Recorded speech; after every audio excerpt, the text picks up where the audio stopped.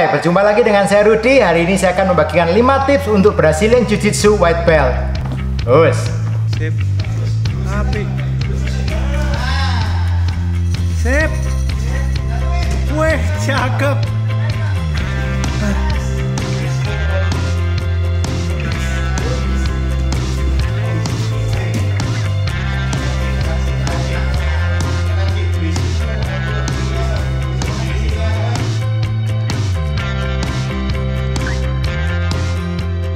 Brazilian Jiu-Jitsu adalah suatu bela diri yang membutuhkan waktu yang cukup lama untuk Anda mempelajarinya dan Anda jadi seorang yang ahli di dalamnya. Jadi menurut saya Brazilian Jiu-Jitsu itu Anda harus anggap sebagai lari maraton, bukan lari sprint. Bukan dalam waktu sekejap Anda akan bisa menguasainya. No, Anda perlu banyak waktu untuk Anda berlatih dan sebagainya. Tetapi akan ada tips-tips dari saya bagi Anda white belt untuk Anda mencapai kemajuan yang lebih cepat. Oke, seperti yang kita ketahui bahwa perjalanan dari white belt menuju ke blue belt itu adalah waktu perjalanan yang cukup panjang. Ada orang yang bisa mencapainya dalam tempo yang cukup singkat, mungkin beberapa tahun saja, ada juga membutuhkan waktu lama. Saya sendiri, saya membutuhkan waktu 5 tahun, dari sekitar tahun 2009 sampai tahun 2014 baru saya mendapatkan blue belt saya. Jadi saya membutuhkan waktu 5 tahun. Dan saat ini dari pengalaman saya, murid-murid saya juga teman-teman saya yang lain membutuhkan waktu yang lebih singkat untuk mendapatkan blue belt. Kenapa bisa demikian? Kita simak apa saja tips-tips dari saya untuk Anda yang baru memulai perjalanan di Brazilian Jiu-Jitsu Anda. Yang pertama, fokuskan pada pelajaran-pelajaran fundamental. Ini yang agak sulit. Kadang-kadang rekan-rekan ini banyak yang bosen. Kok pelajarannya diulang-ulang itu aja sih? Ya, terutama bagi yang masih baru, Anda akan disuruh untuk mengulang-ulang upah, Anda disuruh mengulang-ulang shrimping, disuruh mengulang-ulang teknik-teknik yang basic. Memang karena semua itu adalah basic fundamental yang paling penting. Anda bisa bayangkan kalau Anda mau membentuk suatu bangunan, entah itu rumah, entah itu piramida, fondasi itu adalah hal yang paling penting.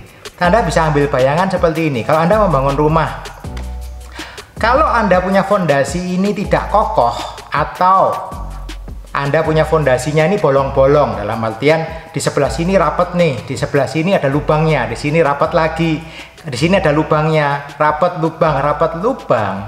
Pada saat Anda membangun layer berikutnya, menurut Anda bisa nggak ini bangunan ini berdiri dengan kokoh dengan ada bolong-bolong di dalamnya? Bagi saya itu adalah hal yang sulit. Itu kenapa Brazilian Jiu-Jitsu Anda harus fokuskan pada fundamental teknik. Anda fokuskan kepada escape. Anda fokuskan kepada bagaimana cara defensif yang betul. Baru nanti pelan-pelan Anda akan belajar hal-hal lagi yang lebih advance lagi. Jadi Anda kalau yang baru memulai, please dengarkan apa yang dikatakan oleh pelatih Anda, dengarkan apa yang dikatakan oleh coach Anda, bahwa ulang-ulang lagi basicnya, yang penting basic ya. Jangan bosan-bosan Anda melatih basic, karena semua teknik yang Anda lakukan di basic sebetulnya itu adalah teknik yang Anda lakukan nanti pada waktu Anda sudah di level-level yang berikutnya. Ambil contoh, kalau Anda melihat pertandingan Jiu-Jitsu, Anda melihat namanya Roger Gracie. Semua teknik yang dia lakukan di pertandingan adalah teknik basic dari white belt.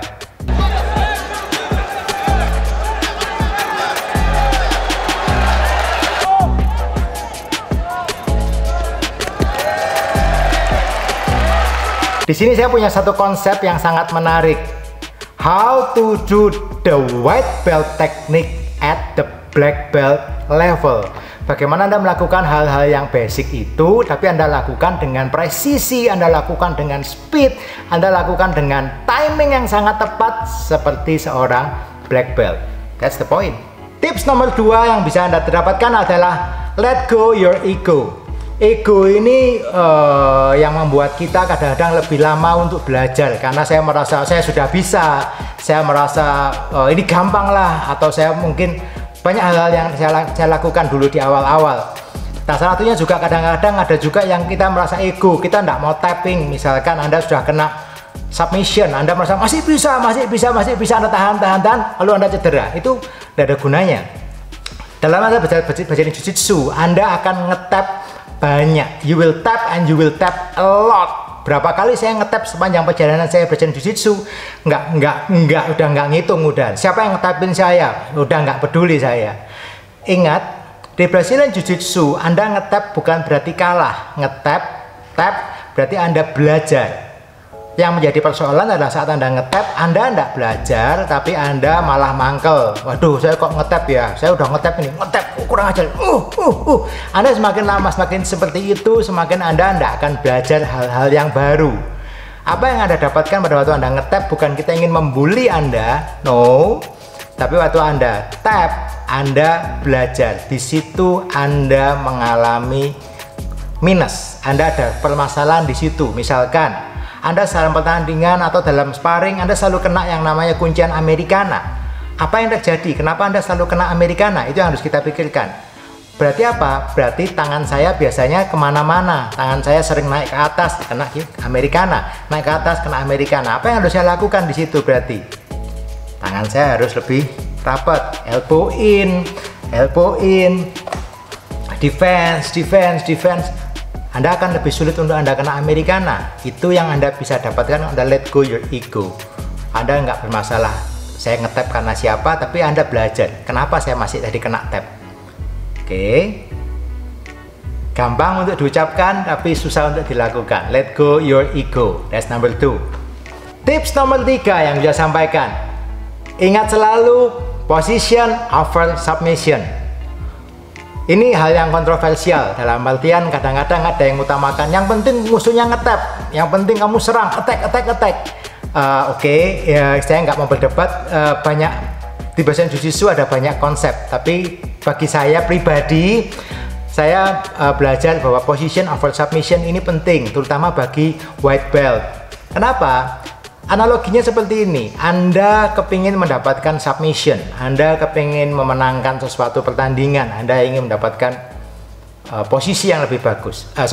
Anda ingin mendapatkan submission, Anda harus mempunyai posisi terlebih dahulu sebelum Anda mendapatkan submission. Contoh gampangnya seperti ini, Anda kepingin mendapatkan satu ambar, saya mengambil ambar dari mount. Bisakah saya mendapatkan ambar dari mount kalau saya tidak bisa mendapatkan posisi mount? Atau at least saya mendapatkan posisi mount tapi dalam hitungan 1, 2, 3 saya dibalik udah. Apakah saya bisa mendapatkan submission itu? Buat saya pribadi itu nggak mungkin.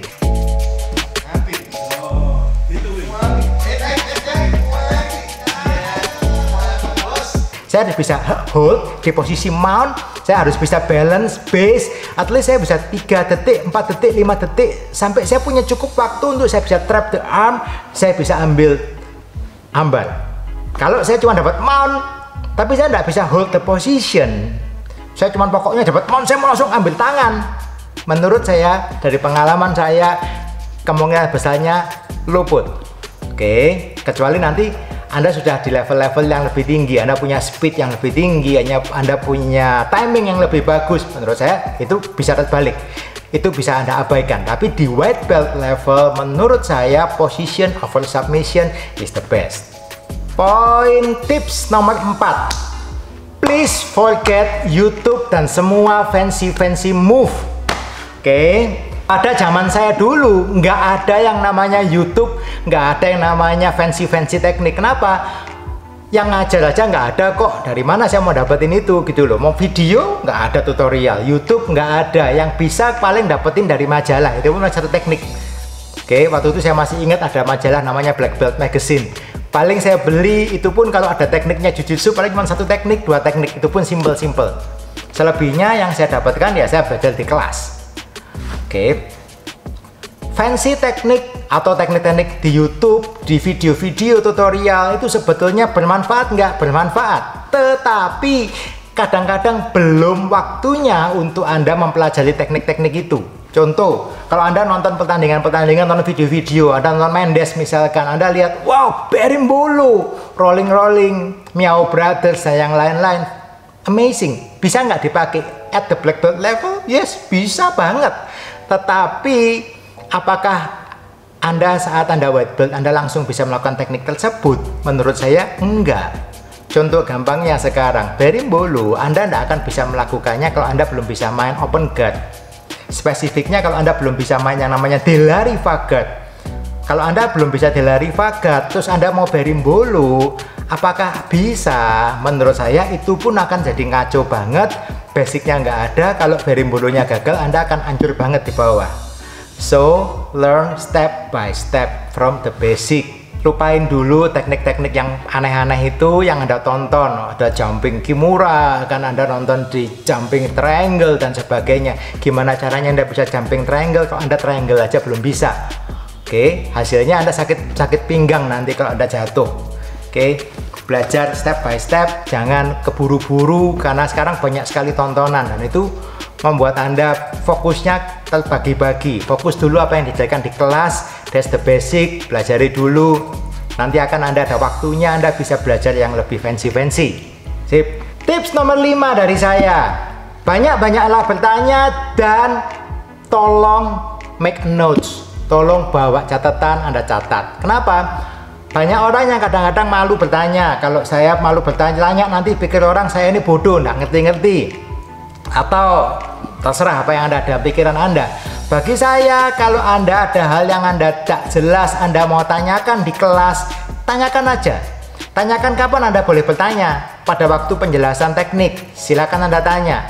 Pada saat Anda drilling, silakan tanya kalau Anda ada yang nggak jelas. Kalau pada waktu sparring, Anda jangan tanya. Waktu sparring, Anda sparring dulu. Setelah selesai sparring, Anda bisa tanya. Kenapa saya menyarankan untuk bertanya? Karena lebih baik Anda punya pengertian yang betul, Anda mendrilling teknik dengan betul, daripada Anda drilling teknik asal-asalan, salah, dan itu jadi namanya muscle memory. Suatu teknik yang salah, kalau menjadi muscle memory, itu akan menjadi persoalan. Kenapa jadi persoalan? Karena Anda akan terbiasa melakukan hal yang salah itu, nanti akan berulang Anda melakukan hal yang salah. Oke, lebih baik Anda melakukan dengan benar dari awal. Nah, kemudian jangan lupa Anda buat catatan. Kenapa? Ini yang sering saya hadapi. Karena saya ngajar, pertanyaan yang sama sudah saya jawab, ditanyain lagi. Dengan alasan apa? Lupa.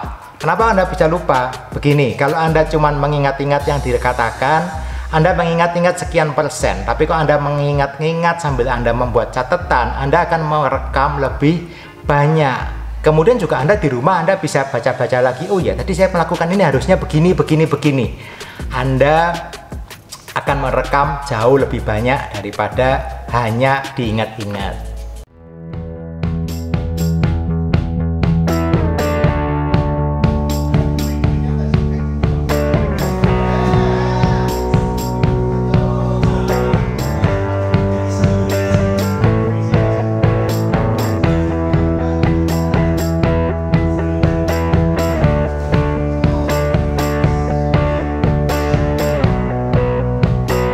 Itu 5 tips yang tadi saya sampaikan, semoga bisa membantu Anda dalam perjalanan Brazilian Jiu-Jitsu Anda. Tips yang nomor 1 adalah fokus pada hal-hal yang fundamental, fokuskan pada hal-hal yang basic. Kemudian tips yang nomor 2, let go your ego. Jangan punya ego, Anda harus begini, harus begitu. Forget it, let go your ego. Kemudian tips nomor 3, ingat, position over submission. Utamakan pada posisi dulu, baru memikirkan bagaimana caranya submission. Kemudian poin nomor 4, let go all the fancy technique, the YouTube technique, forget it for a while. Nanti pada waktunya Anda akan belajar hal-hal yang seperti itu. Nah, poin nomor 5 yang bisa Anda pakai adalah selalu bertanya. Kalau ada hal yang Anda nggak jelas, Anda bingung, tanyakan aja. Dan jangan lupa please dicatat apa yang Anda sudah tanyakan. Itu 5 tips dari saya. Semoga apa yang saya sampaikan bisa membantu Anda perjalanan Brazilian Jiu-Jitsu Anda dari white belt, start from white belt. Kita semua white belt dari awalnya. Saya juga dulu seorang white belt yang cukup lama. Anda akan belajar step by step, semakin lama semakin baik hari demi hari. Terus kalau Anda suka dengan tips-tips yang saya sampaikan, Anda bisa klik like dan subscribe di bawah ini. Jangan lupa juga bunyikan bell supaya Anda tahu kalau saya ada video-video baru yang saya launching. Dan juga di samping ada video-video menarik yang lainnya yang bisa Anda saksikan. See you on the next video. Terus